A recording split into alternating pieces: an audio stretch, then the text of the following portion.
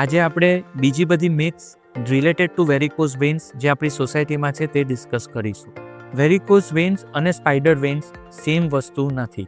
Spider vans જે છે તે શરૂઆતના સ્ટેજીસમાં થાય અને વેરિકોઝ વેન્સ જે છે તે જ્યારે આપણે લીલી અને પૂરી મોટી નસો દેખાય તેને આપણે વેરિકોઝ વેન્સ કહીએ. ક્રોસ લેગ બેસવાથી વેરિકોઝ વેન્સ ના થાય. વેરિકોઝ વેન્સ થવાના ઘણા બધા બીજા કારણો હોય, જેવી રીતે લાંબો ટાઈમ ઊભા રહેવું, હોર્મોનલ ચેન્જીસ, હેરિડિટી અને જ્યારે વજન વધારે હોય. એક્સરસાઇઝના લીધે વેરિકોઝ વેન્સ થાય એવું બને નહીં. ઘણી બધી એક્સરસાઇઝ એવી છે જે આપણે વેરિકોઝ વેન્સ કંટ્રોલ અને વેરિકોઝ વેન્સથી જે તકલીફ થતી હોય તે આપણને કંટ્રોલમાં લઈ શકે. જેવી રીતે સ્વિમિંગ, કાફ સ્ટ્રેચિંગ અને કાફ સ્ટ્રેન્થનિંગ.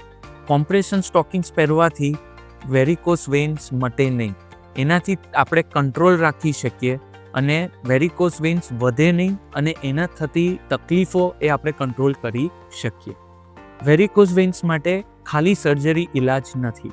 હવે નવી ન્યૂ ઇમ્પ્રુવમેન્ટ્સ જેવી રીતે યુવેબ compression stockings, laser therapy, radio frequency ablation, foam sclerotherapy અને લેટેસ્ટ ગ્લુ થેરેપી, આ બધી ડે કેર સર્જરીઝ છે, કોઈ ચીરા વગરની સર્જરીઝ છે જેના લીધે આપણે વેરિકોઝ વેન્સને ટ્રીટ કરી શકીએ.